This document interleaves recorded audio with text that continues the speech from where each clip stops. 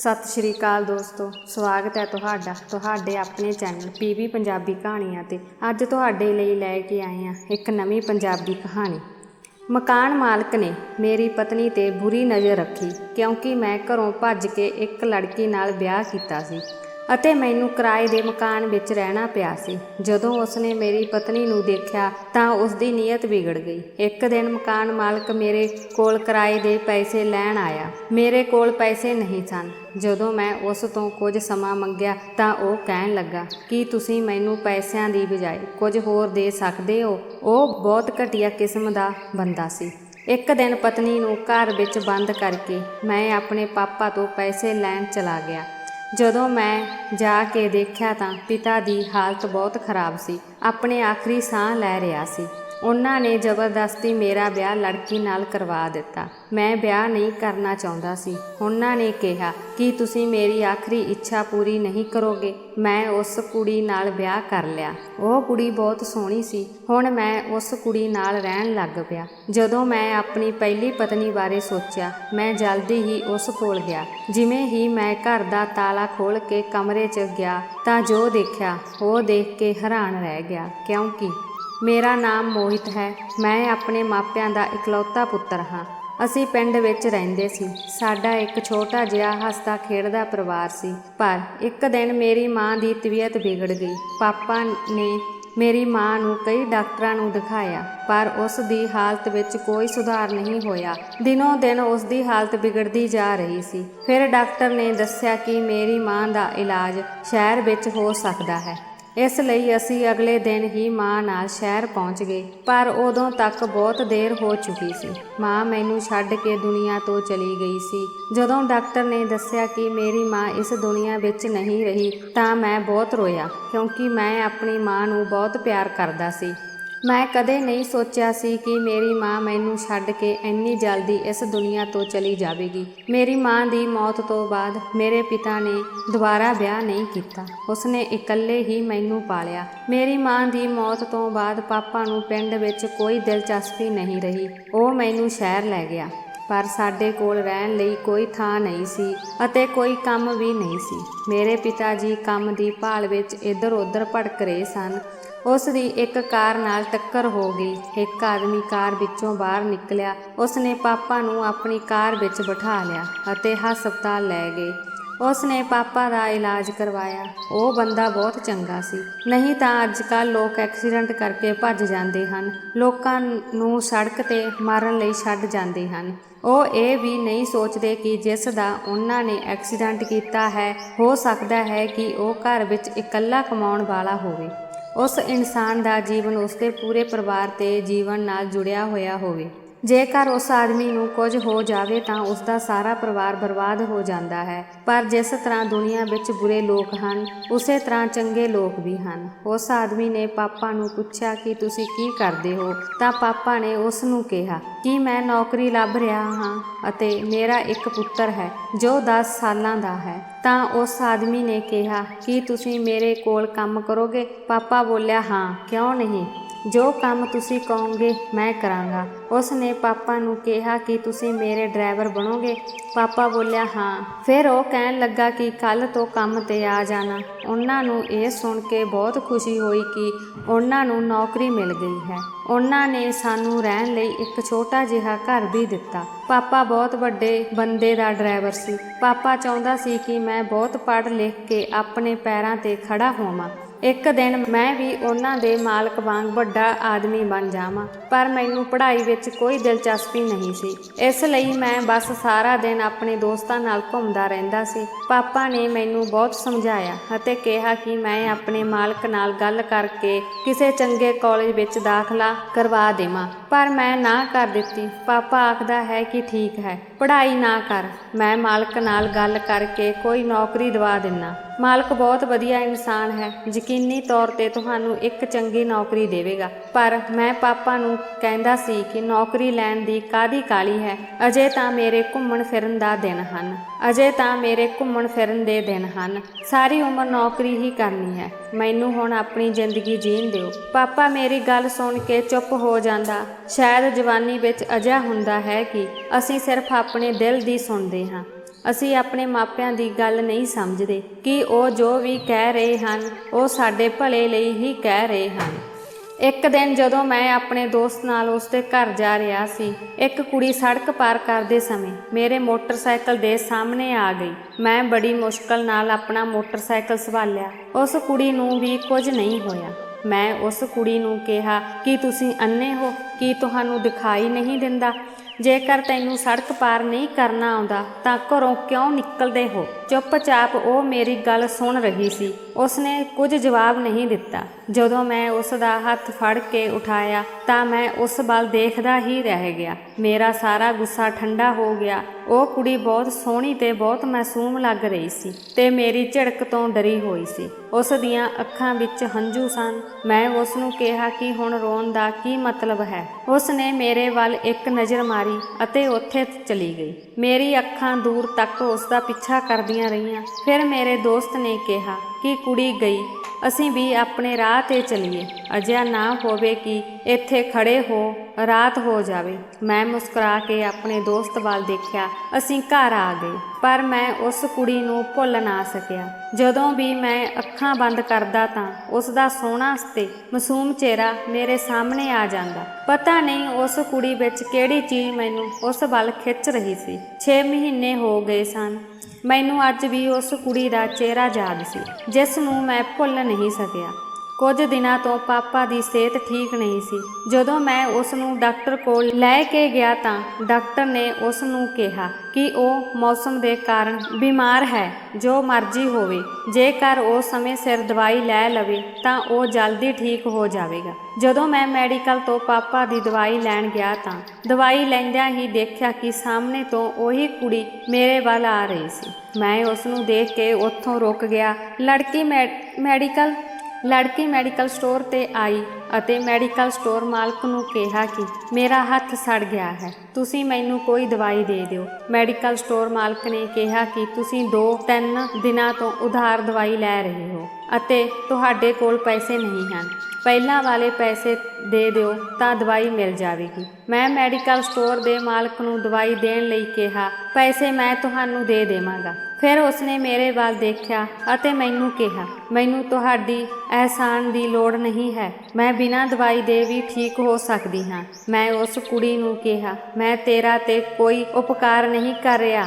ਜਦੋਂ ਤੁਹਾਡੇ ਕੋਲ ਪੈਸੇ ਹੋਣ ਤਾਂ ਮੈਨੂੰ ਵਾਪਸ ਕਰ ਦਿਓ। ਕੁਝ ਦੇਰ ਸੋਚਣ ਤੋਂ ਬਾਅਦ ਉਸ ਕੁੜੀ ਨੇ ਕਿਹਾ ਕਿ ਤੁਸੀਂ ਮੈਨੂੰ ਆਪਣਾ ਨੰਬਰ ਦਿਓ, ਮੈਂ ਤੁਹਾਨੂੰ ਪੈਸੇ ਵਾਪਸ ਦੇ ਦੇਵਾਂਗੀ। ਉਹ ਲੜਕੀ ਦਵਾਈ ਲੈ ਕੇ ਉੱਥੋਂ ਚਲੀ ਗਈ। ਮੈਂ ਆਪਣਾ ਨੰਬਰ ਉਸ ਨੂੰ ਦੇ ਦਿੱਤਾ ਤੇ ਹੁਣ ਮੈਂ ਉੱਥੋਂ ਚਲਾ ਗਿਆ। ਮੈਂ ਘਰ ਆ ਕੇ ਪਾਪਾ ਨੂੰ ਦਵਾਈ ਦਿੱਤੀ, ਪਰ ਮੈਂ ਉਸ ਕੁੜੀ ਬਾਰੇ ਸੋਚ ਰਿਹਾ ਸੀ। ਪਤਾ ਨਹੀਂ ਉਹ ਕੁੜੀ ਕੌਣ ਹੈ, ਕਿੱਥੇ ਰਹਿੰਦੀ ਹੈ, ਨਾਮ ਕੀ ਹੈ। ਇਹ ਸੋਚ ਮੈਂ ਉਦਾਸ ਸੀ ਕਿ ਪਾਪਾ ਨੇ ਮੈਨੂੰ ਕਿਹਾ, ਮੋਹਿਤ ਪੁੱਤਰ ਤੂੰ ਕੀ ਸੋਚ ਰਿਹਾ ਹੈ?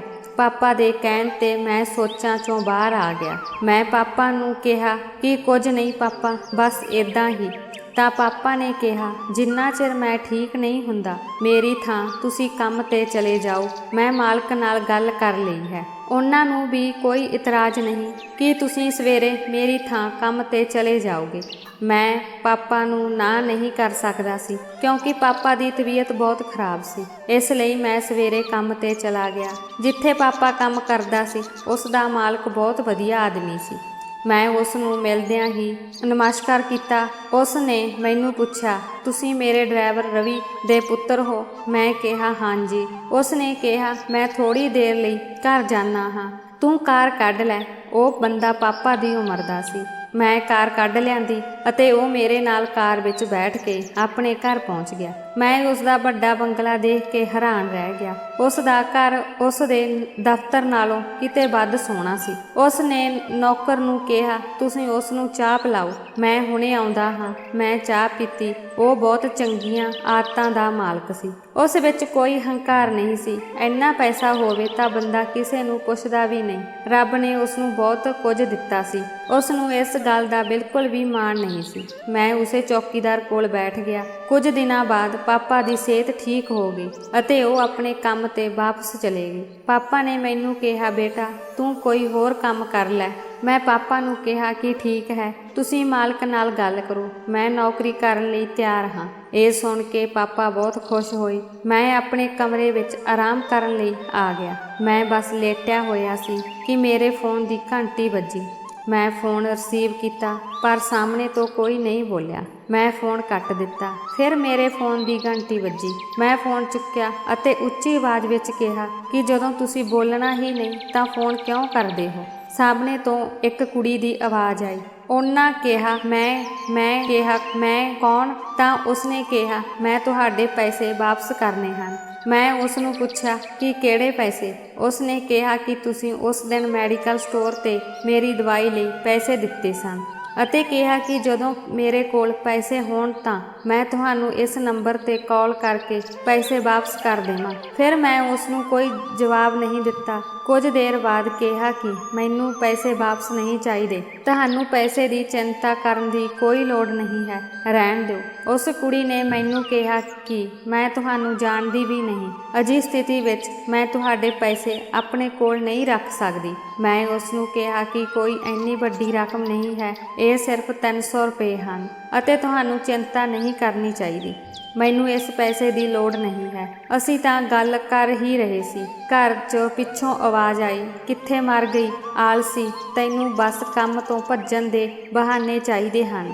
ਲੜਕੀ ਨੇ ਘਬਰਾ ਕੇ ਕਾਲ ਕੱਟ ਦਿੱਤੀ। ਜਦੋਂ ਤੋਂ ਉਸ ਨੇ ਫੋਨ ਕੱਟਿਆ ਸੀ ਮੈਂ ਉਸ ਦੇ ਬਾਰੇ ਸੋਚ ਰਿਹਾ ਸੀ, ਥੋੜਾ ਚਿੰਤਤ ਵੀ ਸੀ। ਮੈਂ ਬਾਰ-ਬਾਰ ਆਪਣੇ ਮੋਬਾਈਲ ਵੱਲ ਦੇਖ ਰਿਹਾ ਸੀ ਕਿ ਸ਼ਾਇਦ ਹੁਣ ਕੁੜੀ ਮੈਨੂੰ ਫੋਨ ਕਰੇ, ਪਰ ਉਸ ਵੱਲੋਂ ਕੋਈ ਕਾਲ ਨਹੀਂ ਆਈ। ਪਰ ਫਿਰ ਕੁਝ ਦਿਨਾਂ ਬਾਅਦ ਮੈਂ ਖੁਦ ਉਸ ਨੂੰ ਫੋਨ ਕੀਤਾ ਪਰ ਫੋਨ ਨਹੀਂ ਚੱਕਿਆ। ਮੈਂ ਉਸ ਦਾ ਨੰਬਰ ਦੁਬਾਰਾ ਡਾਇਲ ਕੀਤਾ। ਇਸ ਵਾਰ ਫੋਨ ਚੱਕਿਆ। ਫੋਨ ਤੇ ਉਹੀ ਕੁੜੀ ਸੀ ਅਤੇ ਮੈਂ ਉਸ ਨੂੰ ਪੁੱਛਿਆ ਕਿ ਉਸ ਦਿਨ ਕੀ ਹੋਇਆ ਸੀ, ਤੂੰ ਫੋਨ ਕਿਉਂ ਕੱਟਿਆ? ਮੈਨੂੰ ਤੇਰੀ ਚਿੰਤਾ ਹੋ ਰਹੀ ਸੀ। ਮੈਂ ਸੋਚਿਆ ਕਿ ਤੁਹਾਨੂੰ ਫੋਨ ਕਰਕੇ ਪੁੱਛ ਲਵਾਂ ਕਿ ਸਭ ਕੁਝ ਠੀਕ ਹੈ।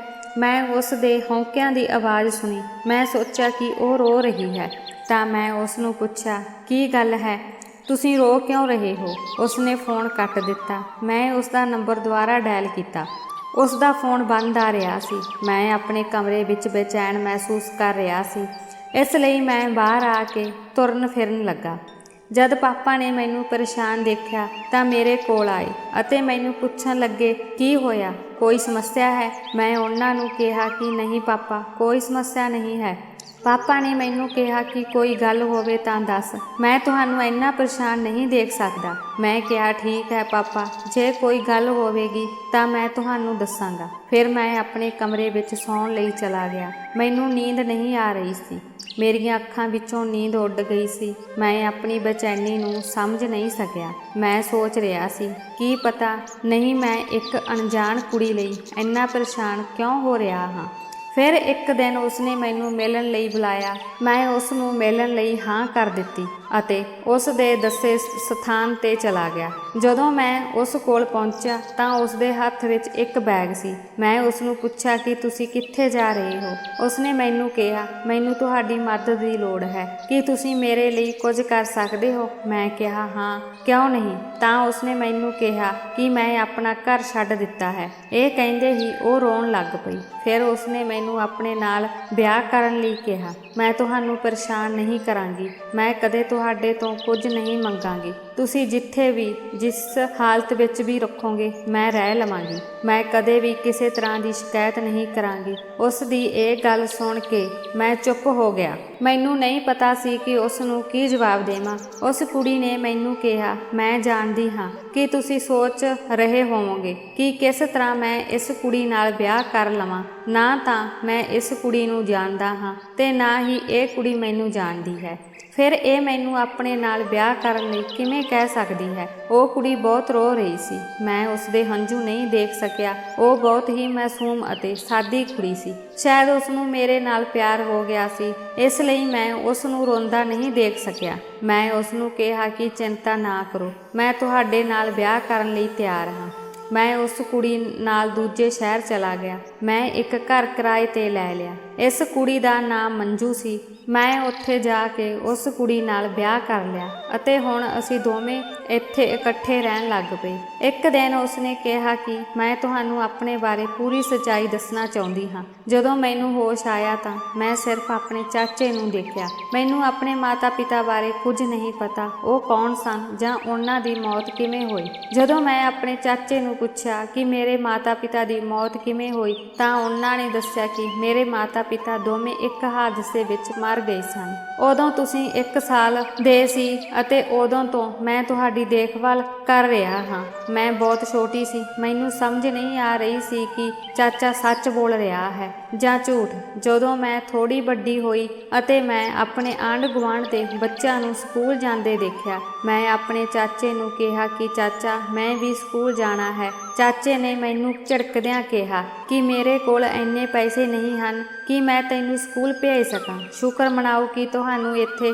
2 ਵਕਤ ਦੀ ਰੋਟੀ ਮਿਲਦੀ ਹੈ। ਜੇ ਤੈਨੂੰ ਉਹ ਵੀ ਨਾ ਮਿਲੇ, ਉਹ ਤਾਂ ਮੈਂ ਹੀ ਸੀ ਜਿਸਨੇ ਤੈਨੂੰ ਤੇਰੇ ਮਾਂ-ਬਾਪ ਦੇ ਮਰਨ ਤੋਂ ਬਾਅਦ ਆਪਣੇ ਕੋਲ ਰੱਖਿਆ, ਨਹੀਂ ਤਾਂ ਕੋਈ ਹੋਰ ਤੁਹਾਨੂੰ ਅਨਾਥ ਆਸ਼ਰਮ ਵਿੱਚ ਛੱਡ ਦਿੰਦਾ। ਚਾਚੇ ਦੀਆਂ ਗੱਲਾਂ ਸੁਣ ਕੇ ਮੈਂ ਰੋਣ ਲੱਗ ਪਈ ਤੇ ਰੱਬ ਨੂੰ ਪੁੱਛਿਆ, ਤੂੰ ਮੇਰੇ ਮਾਂ-ਬਾਪ ਨੂੰ ਮੇਰੇ ਕੋਲੋਂ ਕਿਉਂ ਦੂਰ ਕਰ ਲਿਆ? ਜੇ ਤੂੰ ਮੇਰੇ ਮਾਂ-ਬਾਪ ਨੂੰ ਆਪਣੇ ਕੋਲ ਬੁਲਾਇਆ ਸੀ ਤਾਂ ਤੂੰ ਮੈਨੂੰ ਵੀ ਬੁਲਾ ਲੈਂਦਾ। ਤੂੰ ਮੈਨੂੰ ਇਕੱਲਾ ਕਿਉਂ ਛੱਡ ਦਿੱਤਾ? ਚਾਚਾ ਜਿੱਥੇ ਰਹਿੰਦਾ ਸੀ ਉਹ ਘਰ ਬਹੁਤ ਵੱਡਾ ਸੀ। ਚਾਚਾ ਸਵੇਰੇ ਹੁੰਦੇ ਹੀ ਕੰਮ ਤੇ ਚਲਾ ਜਾਂਦਾ ਸੀ। ਮੈਂ ਸਾਰਾ ਦਿਨ ਘਰ ਇਕੱਲੇ ਹੀ ਰਹਿੰਦੀ ਸੀ। ਮੈਂ ਘਰ ਵਿੱਚ ਇਕੱਲੇ ਹੋਣ ਤੋਂ ਬਹੁਤ ਡਰਦੀ ਸੀ।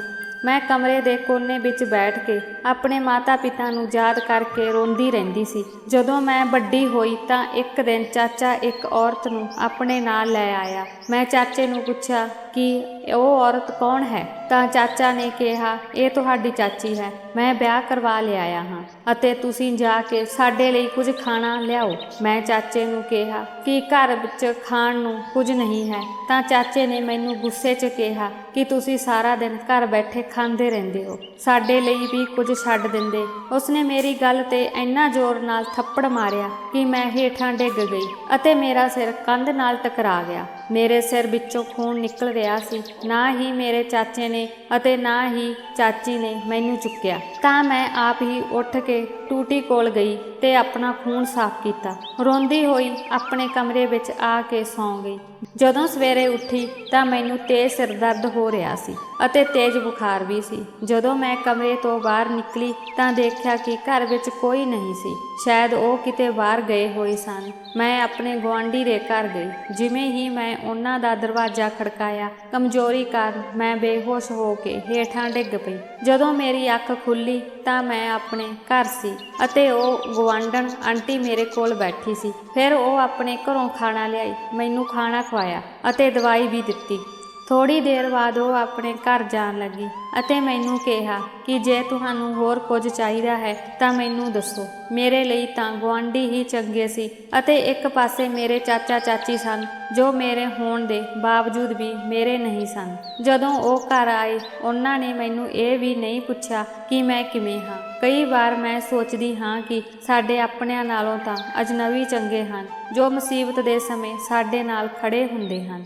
ਜਿਨ੍ਹਾਂ ਨਾਲ ਮੇਰਾ ਖੂਨ ਦਾ ਰਿਸ਼ਤਾ ਸੀ ਉਹਨਾਂ ਨੇ ਮੇਰੇ ਤੋਂ ਮੂੰਹ ਮੋੜ ਲਿਆ। ਅਚਾਨਕ ਚਾਚੀ ਮੇਰੇ ਕਮਰੇ ਵਿੱਚ ਆਈ ਅਤੇ ਕਹਿਣ ਲੱਗੀ, ਮਹਾਰਾਣੀ ਘੱਟੋ ਘੱਟ ਕੋਈ ਕੰਮ ਤਾਂ ਕਰ ਲਿਆ ਕਰੋ। ਅਸੀਂ ਤੇਰੇ ਨੌਕਰ ਨਹੀਂ ਜੋ ਤੈਨੂੰ ਕਮਰੇ ਵਿੱਚ ਬਿਠਾ ਕੇ ਖਾਣਾ ਖਵਾਉਂਦੇ ਰਹੀਏ। ਮੈਂ ਕਿਹਾ, ਚਾਚੀ ਜੀ ਮੈਂ ਘਰ ਦਾ ਸਾਰਾ ਕੰਮ ਕਰਦੀ ਹਾਂ। ਇਸ ਤੇ ਚਾਚੀ ਨੇ ਮੇਰੇ ਵੱਲ ਗੁੱਸੇ ਨਾਲ ਝਾਕਦੇ ਹੋਏ ਕਿਹਾ, ਜੇਕਰ ਤੂੰ ਥੋੜਾ ਜਿਹਾ ਕੰਮ ਕਰ ਲਿਆ ਤਾਂ ਸਾਡੇ ਤੇ ਕੋਈ ਉਪਕਾਰ ਨਹੀਂ ਕੀਤਾ। ਤੂੰ ਇੱਥੇ ਮੁਫਤ ਵਿੱਚ ਖਾਣਾ ਖਾਂਦੀ ਹੈ। ਹੁਣ ਜਲਦੀ ਉੱਠ ਕੇ ਰਸੋਈ ਵਿੱਚ ਆ ਜਾ। ਆਪਣੇ ਚਾਚੇ ਅਤੇ ਮੇਰੇ ਲਈ ਖਾਣਾ ਬਣਾ ਅਤੇ ਸਵੇਰੇ ਜਲਦੀ ਉੱਠੀ। ਮੇਰੇ ਪੇਕੇ ਘਰ ਤੋਂ ਕੁਝ ਮਹਿਮਾਨ ਆ ਰਹੇ ਹਨ। ਪੂਰੇ ਘਰ ਦੀ ਚੰਗੀ ਤਰ੍ਹਾਂ ਸਫਾਈ ਕਰ ਦੇਵੀਂ ਤੇ ਮੈਂ ਜੋ ਵੀ ਕਹਾਂ ਉਹ ਖਾਣਾ ਬਣਾਈ। ਮੈਂ ਚਾਚੀ ਨੂੰ ਕਿਹਾ ਕਿ ਠੀਕ ਹੈ। ਮੈਂ ਸਵੇਰੇ ਉੱਠਦਿਆਂ ਹੀ ਸਾਰਾ ਘਰ ਸਾਫ਼ ਕਰ ਦਿੱਤਾ। ਉਸ ਤੋਂ ਬਾਅਦ ਚਾਚੀ ਨੇ ਜੋ ਕਿਹਾ ਮੈਂ ਉਹ ਖਾਣਾ ਪਕਾਇਆ। ਸਾਰਾ ਦਿਨ ਕੰਮ ਕਰਨ ਤੋਂ ਬਾਅਦ ਮੈਂ ਬਹੁਤ ਥੱਕੀ ਹੋਈ ਸੀ। ਜਦੋਂ ਮੈਂ ਆਰਾਮ ਕਰਨ ਲਈ ਆਪਣੇ ਕਮਰੇ ਵਿੱਚ ਗਈ ਤਾਂ ਮੇਰੀ ਚਾਚੀ ਦਾ ਭਰਾ ਮੇਰੇ ਪਿੱਛੇ ਮੇਰੇ ਕਮਰੇ ਵਿੱਚ ਆਇਆ। ਅਤੇ ਮੇਰੇ ਨਾਲ ਗੱਲਾਂ ਕਰਨ ਲੱਗਾ। ਮੈਂ ਤੁਹਾਨੂੰ ਬਹੁਤ ਪਸੰਦ ਕਰਦਾ ਹਾਂ, ਕੀ ਤੁਸੀਂ ਮੇਰੇ ਨਾਲ ਦੋਸਤੀ ਕਰੋਗੇ? ਮੈਂ ਉਸ ਨੂੰ ਕਿਹਾ ਕਿ ਮੇਰਾ ਕਮਰੇ ਤੋਂ ਬਾਹਰ ਚਲਾ ਜਾ, ਨਹੀਂ ਤਾਂ ਮੈਂ ਅੰਕਲ ਨੂੰ ਬੁਲਾਵਾਂਗੀ। ਤਾਂ ਉਹ ਮੇਰਾ ਹੱਥ ਫੜ ਕੇ ਕਹਿਣ ਲੱਗਾ, ਮੈਡਮ ਦਾ ਨਖਰਾ ਤਾਂ ਦੇਖ। ਇੰਨੇ ਵਿੱਚ ਚਾਚੀ ਮੇਰੇ ਕਮਰੇ ਵਿੱਚ ਆ ਗਈ ਤੇ ਉਹ ਚਾਚੀ ਨੂੰ ਕਹਿਣ ਲੱਗਾ, ਇਸ ਨੇ ਮੈਨੂੰ ਆਪਣੇ ਕਮਰੇ ਵਿੱਚ ਬੁਲਾਇਆ ਸੀ ਅਤੇ ਮੇਰਾ ਹੱਥ ਫੜ ਕੇ ਮੈਨੂੰ ਇੱਥੋਂ ਭਜਾਉਣ ਲਈ ਕਹਿ ਰਹੀ ਸੀ ਕਿ ਮੈਂ ਘਰ ਨਹੀਂ ਰਹਿਣਾ ਚਾਹੁੰਦੀ। ਮੈਂ ਚਾਚੀ ਨੂੰ ਕਿਹਾ, ਇਹ ਝੂਠ ਬੋਲ ਰਿਹਾ ਹੈ, ਮੈਂ ਇਸ ਨੂੰ ਕੁਝ ਨਹੀਂ ਕਿਹਾ, ਇਹ ਆਪ ਹੀ ਮੇਰੇ ਮਗਰ ਕਮਰੇ ਵਿੱਚ ਆਇਆ। ਮੈਂ ਇਸ ਨੂੰ ਇੱਥੋਂ ਚਲੇ ਜਾਣ ਲਈ ਕਹਿ ਰਹੀ ਸੀ, ਪਰ ਇਸ ਨੇ ਮੇਰਾ ਹੱਥ ਫੜ ਲਿਆ। ਚਾਚੀ ਨੇ ਮੈਨੂੰ ਮਾਰਨਾ ਸ਼ੁਰੂ ਕਰ ਦਿੱਤਾ ਅਤੇ ਕਿਹਾ ਕਿ ਤੂੰ ਮੇਰੇ ਭਰਾ ਤੇ ਝੂਠੇ ਇਲਜ਼ਾਮ ਲਗਾ ਰਹੀ ਹੈ, ਪਤਾ ਨਹੀਂ ਤੂੰ ਕਿਸ ਦਾ ਖੂਨ ਗੰਦਾ ਹੈ ਤੇ ਮੇਰੇ ਘਰ ਵੀ ਗੰਦਗੀ ਫੈਲਾ ਰਹੀ ਹੈ। ਕੱਲ ਹੀ ਇਸ ਦੇ ਚਾਚੇ ਨੂੰ ਕਿਹਾ ਕਿ ਇਸ ਦਾ ਕੋਈ ਪ੍ਰਬੰਧ ਕਰ, ਨਹੀਂ ਤਾਂ ਪਤਾ ਨਹੀਂ ਇਹ ਕੀ ਚੰਦ ਚੜਾਏਗੀ। ਮੈਂ ਰੋਂਦੀ ਰਹੀ ਪਰ ਕਿਸੇ ਨੇ ਵਿਸ਼ਵਾਸ ਨਹੀਂ ਕੀਤਾ। ਅਗਲੇ ਦਿਨ ਜਦੋਂ ਮੈਂ ਖਾਣਾ ਬਣਾ ਰਹੀ ਸੀ ਤਾਂ ਮੇਰੇ ਹੱਥੋਂ ਪਲੇਟ ਟੁੱਟ ਗਈ ਤਾਂ ਚਾਚੀ ਨੇ ਮੈਨੂੰ ਬਹੁਤ ਸਾਰੀਆਂ ਗਾਲਾਂ ਸੁਣਾਈਆਂ ਅਤੇ ਮੇਰਾ ਹੱਥ ਸਾੜ ਦਿੱਤਾ। ਇਸੇ ਲਈ ਮੈਂ ਉਸ ਦਿਨ ਮੈਡੀਕਲ ਸਟੋਰ ਤੇ ਦਵਾਈ ਲੈਣ ਆਈ ਸੀ। ਮੈਂ ਬਹੁਤ ਦਰਦ ਮਹਿਸੂਸ ਕਰ ਰਹੀ ਸੀ। ਚਾਚਾ ਅਤੇ ਚਾਚੀ ਨੂੰ ਮੇਰੇ ਤੇ ਰਹਿਮ ਨਹੀਂ ਆਇਆ। ਇੱਕ ਰਾਤ ਜਦੋਂ ਮੈਂ ਪਾਣੀ ਪੀਣ ਲਈ ਉੱਠੀ ਤਾਂ ਮੈਂ ਆਪਣੀ ਚਾਚੀ ਨੂੰ ਗੱਲਾਂ ਕਰਦੇ ਸੁਣਿਆ। ਉਹ ਮੇਰੇ ਚਾਚੇ ਨੂੰ ਕਹਿ ਰਹੀ ਸੀ ਕਿ ਗੁਆਂਢ ਵਿੱਚ ਇੱਕ ਬਜ਼ੁਰਗ ਰਹਿੰਦਾ ਹੈ, ਉਸ ਦੀ ਪਤਨੀ ਦਾ ਦੇਹਾਂਤ ਹੋ ਗਿਆ ਹੈ, ਉਹ ਦੂਜਾ ਵਿਆਹ ਕਰਨਾ ਚਾਹੁੰਦਾ ਹੈ। ਮੈਂ ਉਸ ਨਾਲ ਮੰਜੂ ਦਾ ਰਿਸ਼ਤਾ ਤੈਅ ਕਰ ਦਿੱਤਾ ਹੈ ਅਤੇ ਉਹ ਸਾਨੂੰ ਵਿਆਹ ਲਈ ਮੰਗੀ ਰਕਮ ਵੀ ਦੇਵੇਗਾ। ਇਸ ਤਰ੍ਹਾਂ ਸਾਡੀ ਸਭ ਤੋਂ ਵੱਡੀ ਮੁਸੀਬਤ ਤੋਂ ਛੁਟਕਾਰਾ ਵੀ ਮਿਲ ਜਾਏਗਾ ਅਤੇ ਸਾਨੂੰ ਬਹੁਤ ਸਾਰਾ ਪੈਸਾ ਵੀ ਮਿਲੇਗਾ। ਹੁਣ ਜਲਦੀ ਵਿਆਹ ਕਰਵਾ ਕੇ ਉਸ ਨੂੰ ਇੱਥੋਂ ਕੱਢ ਦਿਓ। ਚਾਚਾ ਵੀ ਕਹਿਣ ਲੱਗਾ, ਖੈਰ ਇਹ ਸਾਡੇ ਲਈ ਫਾਇਦੇਮੰਦ ਹੈ। ਮੈਂ ਦੱਬੇ ਕਦਮਾਂ ਨਾਲ ਆਪਣੇ ਕਮਰੇ ਵਿੱਚ ਆ ਗਈ। ਮੈਂ ਸੋਚ ਵੀ ਨਹੀਂ ਸਕਦੀ ਸੀ ਕਿ ਮੇਰੇ ਚਾਚਾ ਅਤੇ ਚਾਚੀ ਮੇਰੇ ਨਾਲ ਅਜਿਹਾ ਕੁਝ ਕਰ ਸਕਦੇ ਹਨ। ਸਵੇਰੇ ਚਾਚਾ ਮੇਰੇ ਕਮਰੇ ਵਿੱਚ ਆਇਆ ਤੇ ਮੇਰੇ ਕੋਲ ਆ ਕੇ ਕਹਿਣ ਲੱਗਾ, ਕੱਲ ਤੇਰਾ ਵਿਆਹ ਹੈ, ਜੇ ਤੈਨੂੰ ਕੁਝ ਚਾਹੀਦਾ ਹੈ ਤਾਂ ਦੱਸ, ਤੇਰੀ ਚਾਚੀ ਲਿਆ ਕੇ ਦੇਵੇਗੀ।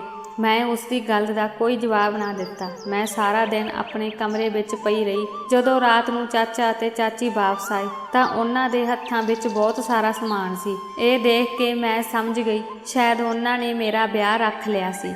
ਉਹਨਾਂ ਨੇ ਸੋਚਿਆ ਕਿ ਮੈਂ ਸੋ ਰਹੀ ਹਾਂ, ਪਰ ਮੈਂ ਅਜੇ ਵੀ ਜਾਗ ਰਹੀ ਸੀ। ਮੈਂ ਉਹਨਾਂ ਦੇ ਕਮਰੇ ਦੇ ਬਾਹਰ ਖੜੀ ਹੋ ਕੇ ਉਹਨਾਂ ਦੀਆਂ ਸਾਰੀਆਂ ਗੱਲਾਂ ਸੁਣ ਰਹੀ ਸੀ। ਚਾਚੀ ਕਹਿ ਰਹੀ ਸੀ ਕਿ ਤੁਹਾਡੀ ਧੀ ਵੀ ਬਹੁਤ ਮਜ਼ੇ ਲੈ ਰਹੀ ਹੈ। ਮੰਜੂ ਦੇ ਵਿਆਹ ਤੋਂ ਬਾਅਦ ਜਦੋਂ ਸਾਡੇ ਪੈਸੇ ਖਤਮ ਹੋ ਗਏ ਤਾਂ ਅਸੀਂ ਉਸ ਦੇ ਬੰਗਲੇ ਵਿੱਚ ਰਹਿਣ ਚਲੇ ਜਾਵਾਂਗੇ ਜਿੱਥੇ ਤੁਹਾਡੀ ਧੀ ਰਹਿੰਦੀ ਹੈ। ਮੇਰੇ ਚਾਚੇ ਦੀ ਇੱਕ ਧੀ ਵੀ ਸੀ। ਮੈਨੂੰ ਅੱਜ ਤੱਕ ਇਸ ਬਾਰੇ ਕੁਝ ਨਹੀਂ ਪਤਾ ਸੀ। ਅੰਕਲ ਨੇ ਕਿਹਾ ਕਿ ਉਹ ਤਾਂ ਮੈਨੂੰ ਪਛਾਣਦੀ ਵੀ ਨਹੀਂ, ਇਸ ਲਈ ਮੈਂ ਉਸ ਨੂੰ ਇੱਕ ਦਿਨ ਉਹ ਫੋਟੋ ਦਿਖਾਈ ਜੋ ਮੈਂ ਉਸਦੇ ਜਨਮ ਹੁੰਦਿਆਂ ਹੀ ਉਸਦੇ ਨਾਲ ਲਈ ਸੀ। ਜਦੋਂ ਮੈਂ ਉਸ ਨੂੰ ਆਪਣੇ ਮਾਲਕ ਦੀ ਧੀ ਬਣਾ ਕੇ ਆਪਣੇ ਮਾਲਕ ਨੂੰ ਦਿਖਾਉਣ ਆਇਆ ਸੀ ਅਤੇ ਮੈਂ ਆਪਣੇ ਮਾਲਕ ਨੂੰ ਕਿਹਾ ਸੀ ਕਿ ਮੇਰੀ ਧੀ ਜੰਮਦੇ ਸਾਰ ਹੀ ਮਰ ਗਈ ਹੈ। ਮੇਰੀ ਧੀ ਅਤੇ ਮੇਰੇ ਮਾਲਕ ਦੀ ਧੀ ਦਾ ਜਨਮ ਇੱਕੋ ਹਸਪਤਾਲ ਵਿੱਚ ਇੱਕੋ ਦਿਨ ਹੋਇਆ ਸੀ। ਮੈਂ ਆਪਣੀ ਧੀ ਨੂੰ ਉਸਦੀ ਧੀ ਨਾਲ ਬਦਲ ਦਿੱਤਾ ਸੀ। ਮੈਂ ਆਪਣੀ ਧੀ ਨੂੰ ਉਸਦੀ ਧੀ ਦੀ ਥਾਂ ਰੱਖ ਦਿੱਤਾ ਤੇ ਉਸ ਦੀ ਧੀ ਨੂੰ ਚੁੱਕ ਲਿਆ। ਅੱਜ ਮੈਨੂੰ ਆਪਣੀ ਸੱਚਾਈ ਦਾ ਪਤਾ ਲੱਗਾ ਅਤੇ ਇਸ ਆਦਮੀ ਦਾ ਵੀ, ਜਿਸ ਨੂੰ ਮੈਂ ਆਪਣਾ ਚਾਚਾ ਸਮਝਦੀ ਹਾਂ, ਮੇਰੇ ਆਪਣਾ ਕੋਈ ਵੀ ਨਹੀਂ ਸੀ। ਸ਼ਾਇਦ ਇਸੇ ਲਈ ਉਹ ਬਹੁਤ ਤਸੀਹੇ ਦਿੰਦੇ ਸਨ। ਜਦੋਂ ਤੁਸੀਂ ਮੈਨੂੰ ਮਿਲੇ ਸੀ ਅਤੇ ਤੁਸੀਂ ਮੈਨੂੰ ਆਪਣਾ ਨੰਬਰ ਦਿੱਤਾ ਸੀ, ਤੁਸੀਂ ਮੈਨੂੰ ਚੰਗੇ ਇਨਸਾਨ ਲੱਗੇ। ਮੈਂ ਸੋਚ ਲਿਆ ਸੀ ਕਿ ਮੈਂ ਕੀ ਕਰਨਾ ਹੈ। ਚਾਚੇ ਨੇ ਚਾਚੀ ਨੂੰ ਮੰਜੂ ਨੂੰ ਤਿਆਰ ਕਰਨ ਲਈ ਕਿਹਾ। ਅੱਜ ਉਸ ਦਾ ਵਿਆਹ ਹੈ। ਮੈਂ ਚਾਚੀ ਨੂੰ ਕਿਹਾ ਕਿ ਮੈਂ ਤਿਆਰ ਹੋਣ ਤੋਂ ਪਹਿਲਾਂ ਤੁਹਾਡੇ ਤੇ ਚਾਚੇ ਲਈ ਚਾਹ ਬਣਾ ਕੇ ਲਿਆਉਂਦੀ ਹਾਂ, ਫਿਰ ਮੈਂ ਤਿਆਰ ਹੋ ਜਾਵਾਂਗੀ। ਮੈਂ ਉਸਦੀ ਅਤੇ ਚਾਚੇ ਦੀ ਚਾਹ ਵਿੱਚ ਨੀਂਦ ਦੀਆਂ ਗੋਲੀਆਂ ਮਿਲਾ ਦਿੱਤੀਆਂ। ਚਾਹ ਪੀਣ ਤੋਂ ਬਾਅਦ ਉਹ ਸੌਂ ਗਏ ਅਤੇ ਮੈਂ ਆਪਣੇ ਸਾਰੇ ਗਹਿਣੇ ਅਤੇ ਪੈਸੇ ਲੈ ਕੇ ਉੱਥੋਂ ਭੱਜ ਆਈ ਅਤੇ ਫਿਰ ਮੈਂ ਤੁਹਾਨੂੰ ਫੋਨ ਕਰਕੇ ਮਿਲਣ ਲਈ ਬੁਲਾਇਆ। ਮੰਜੂ ਮੈਨੂੰ ਗੱਲਾਂ ਦੱਸਦੇ ਹੋਏ ਬਹੁਤ ਰੋ ਰਹੀ ਸੀ। ਹੁਣ ਮੈਨੂੰ ਉਸ ਬਾਰੇ ਸਭ ਕੁਝ ਪਤਾ ਸੀ। ਮੈਂ ਸੋਚ ਰਿਹਾ ਸੀ ਕਿ ਕੋਈ ਇੰਨਾ ਲਾਲਚੀ ਕਿਵੇਂ ਹੋ ਸਕਦਾ ਹੈ ਜੋ ਆਪਣੇ ਬੱਚੇ ਦੀ ਖੁਸ਼ੀ ਲਈ ਦੂਜੇ ਦੇ ਬੱਚੇ ਦੀ ਖੁਸ਼ੀ ਖੋਹ ਲਵੇ। ਮੈਂ ਮੰਜੂ ਨੂੰ ਸ਼ਾਂਤ ਕੀਤਾ ਅਤੇ ਉਸ ਨੂੰ ਚਿੰਤਾ ਨਾ ਕਰਨ ਲਈ ਕਿਹਾ, ਮੈਂ ਹੁਣ ਤੁਹਾਡੇ ਨਾਲ ਹਾਂ। ਉਸ ਦੇ ਚਿਹਰੇ ਤੇ ਵੀ ਰਾਹਤ ਸੀ ਕਿਉਂਕਿ ਉਸ ਦਾ ਦਿਲ ਵੀ ਹਲਕਾ ਹੋ ਗਿਆ ਸੀ। ਅਸੀਂ ਦੋਹਾਂ ਨੇ ਗੁਪਤ ਵਿਆਹ ਕਰ ਲਿਆ। ਮੰਜੂ ਜੋ ਪੈਸੇ ਲੈ ਕੇ ਆਈ ਸੀ, ਕੁਝ ਮਹੀਨਿਆਂ ਤੱਕ ਸਾਡਾ ਗੁਜ਼ਾਰਾ ਹੋ ਗਿਆ, ਪਰ ਹੁਣ ਸਾਡੇ ਕੋਲ ਪੈਸੇ ਖਤਮ ਹੋ ਚੁੱਕੇ ਸਨ। ਮੈਂ ਬਹੁਤ ਪਰੇਸ਼ਾਨ ਸੀ। ਮਕਾਨ ਮਾਲਕ ਵੀ ਰੋਜ਼ਾਨਾ ਕਿਰਾਇਆ ਵਸੂਲਣ ਲਈ ਆਉਂਦਾ ਸੀ।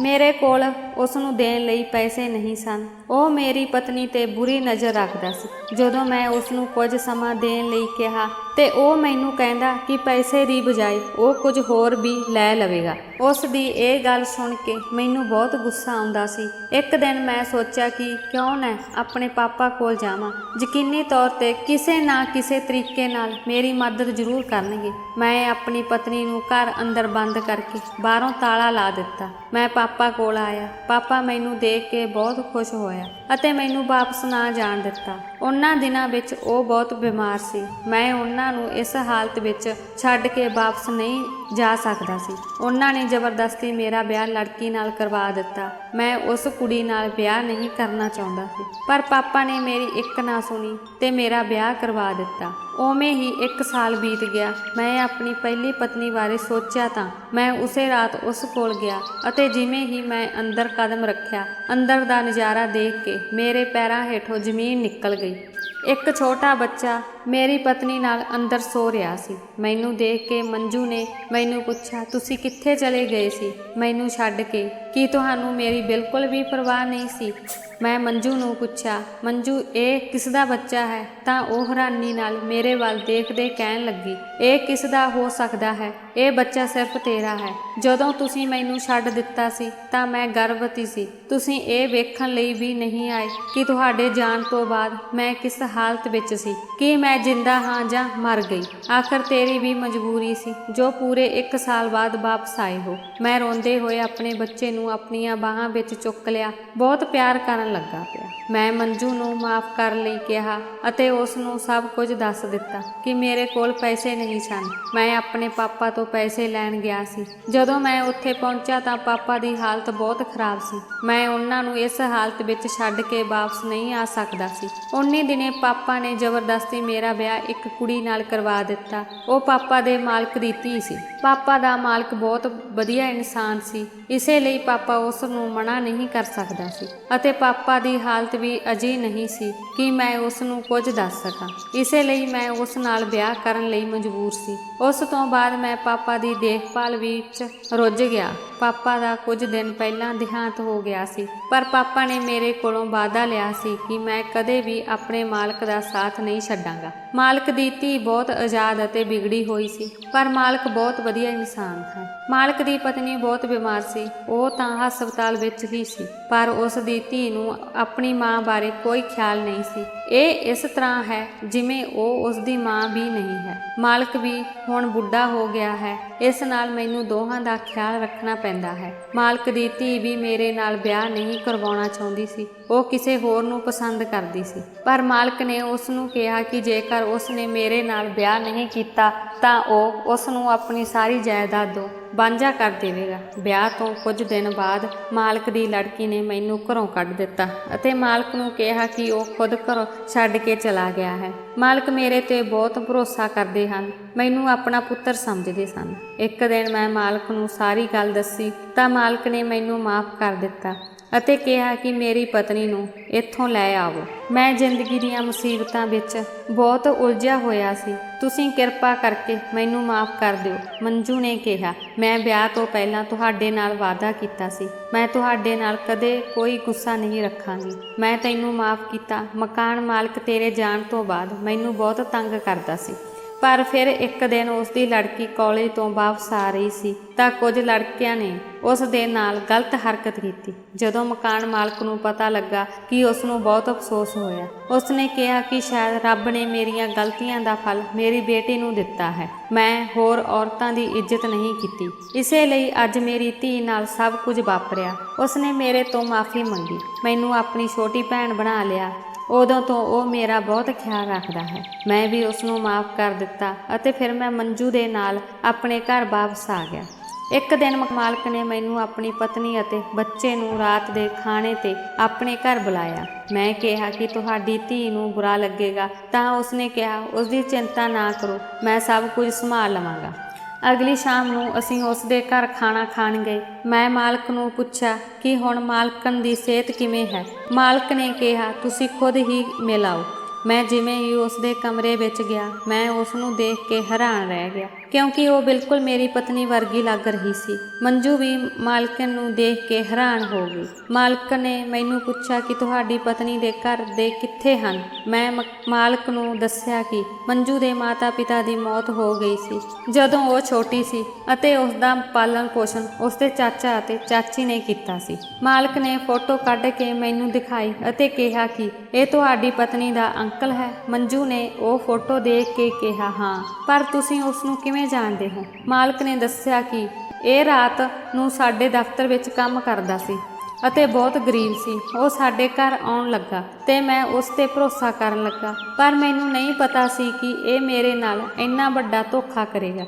ਜਦੋਂ ਮੇਰੀ ਧੀ ਪੈਦਾ ਹੋਈ ਉਹ ਮੇਰੀ ਧੀ ਨੂੰ ਲੈ ਕੇ ਭੱਜ ਗਿਆ। ਮੈਂ ਇਸ ਦੀ ਕਾਫੀ ਭਾਲ ਕੀਤੀ ਅਤੇ ਪੁਲਿਸ ਨੂੰ ਰਿਪੋਰਟ ਵੀ ਦਿੱਤੀ, ਪਰ ਕੁਝ ਪਤਾ ਨਹੀਂ ਲੱਗਾ। ਜਦੋਂ ਉਹ ਆਪਣੀ ਧੀ ਨੂੰ ਮਿਲਣ ਮੇਰੇ ਘਰ ਆਇਆ ਤਾਂ ਉਹ ਮੈਨੂੰ ਦੇਖ ਕੇ ਲੁਕ ਗਿਆ, ਪਰ ਮੈਂ ਉਸ ਨੂੰ ਦੇਖ ਲਿਆ ਸੀ। ਇਸ ਤੋਂ ਬਾਅਦ ਮੈਂ ਉਸ ਦਾ ਪਿੱਛਾ ਕੀਤਾ ਅਤੇ ਉਸ ਨੂੰ ਪੁੱਛਿਆ ਕਿ ਮੇਰੀ ਧੀ ਕਿੱਥੇ ਹੈ ਜਿਸ ਨੂੰ ਤੁਸੀਂ ਲੈ ਕੇ ਭੱਜ ਗਏ ਸੀ। ਉਸ ਨੇ ਦੱਸਿਆ ਕਿ ਉਹ ਕਿਸੇ ਲੜਕੇ ਨਾਲ ਭੱਜ ਗਈ ਹੈ। ਮੈਂ ਉਸ ਨੂੰ ਪੁੱਛਿਆ ਕਿ ਉਹ ਲੜਕਾ ਕੌਣ ਸੀ ਅਤੇ ਉਹ ਕਿੱਥੇ ਰਹਿੰਦਾ ਸੀ ਅਤੇ ਉਸ ਨੇ ਕਿਹਾ ਕਿ ਉਸ ਨੂੰ ਕੁਝ ਨਹੀਂ ਪਤਾ। ਮੈਨੂੰ ਸਿਰਫ ਇੰਨਾ ਪਤਾ ਹੈ ਕਿ ਉਹ ਇਸ ਨੰਬਰ 'ਤੇ ਕਿਸੇ ਵਿਅਕਤੀ ਨਾਲ ਗੱਲ ਕਰਦੀ ਸੀ। ਮੈਂ ਉਹ ਨੰਬਰ ਲੈ ਕੇ ਪੁਲਿਸ ਨੂੰ ਦੇ ਦਿੱਤਾ। ਜਦੋਂ ਮੈਂ ਉਸ ਨੂੰ ਨੰਬਰ ਪੁੱਛਿਆ ਤਾਂ ਪਤਾ ਲੱਗਾ ਕਿ ਉਹ ਨੰਬਰ ਤੁਹਾਡਾ ਹੈ। ਇਸ ਤੋਂ ਪਹਿਲਾਂ ਕਿ ਮੈਂ ਆਪਣੀ ਧੀ ਬਾਰੇ ਕੁਝ ਪੁੱਛਾਂ ਤੂੰ ਆਪ ਹੀ ਮੈਨੂੰ ਸਭ ਕੁਝ ਸੱਚ ਦੱਸ ਦਿੱਤਾ ਕਿ ਤੇਰਾ ਵਿਆਹ ਮੇਰੀ ਧੀ ਨਾਲ ਹੋਇਆ ਹੈ।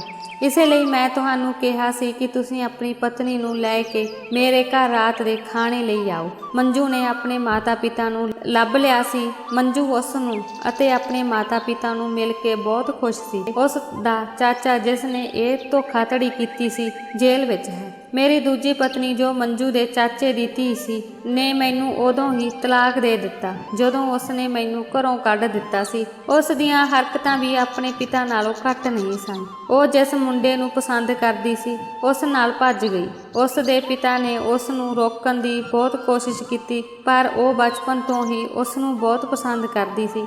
ਮੈਂ ਉਸ ਨੂੰ ਤਲਾਕ ਦੇ ਦਿੱਤਾ ਸੀ। ਕਿਸੇ ਨੂੰ ਧੋਖਾ ਦੇਣ ਤੋਂ ਪਹਿਲਾਂ ਲੋਕ ਇਹ ਭੁੱਲ ਜਾਂਦੇ ਹਨ ਕਿ ਇਸ ਦੁਨੀਆ ਵਿੱਚ ਸਭ ਦਾ ਹਿਸਾਬ ਕਿਤਾਬ ਹੋਣਾ ਹੈ। ਪਰਮਾਤਮਾ ਸਭ ਕੁਝ ਦੇਖ ਰਿਹਾ ਹੈ। ਉਹ ਯਕੀਨੀ ਤੌਰ 'ਤੇ ਸਾਰਿਆਂ ਨੂੰ ਉਸ ਦੇ ਕੀਤੇ ਦੀ ਸਜ਼ਾ ਦਿੰਦਾ ਹੈ। ਮੈਂ ਅਤੇ ਮੰਜੂ ਇਸ ਘਰ ਵਿੱਚ ਮਾਲਕਣ ਦੇ ਨਾਲ ਰਹਿੰਦੇ ਸੀ। ਮੰਜੂ ਦੇ ਮਾਤਾ ਪਿਤਾ ਉਸ ਨੂੰ ਬਹੁਤ ਪਿਆਰ ਨਾਲ ਰੱਖਦੇ ਸਨ। ਸਾਡਾ ਮੁੰਡਾ ਵੀ ਹੁਣ 3 ਸਾਲਾਂ ਦਾ ਹੋ ਗਿਆ ਸੀ ਤੇ ਸਕੂਲ ਜਾਣ ਲੱਗ ਪਿਆ ਸੀ।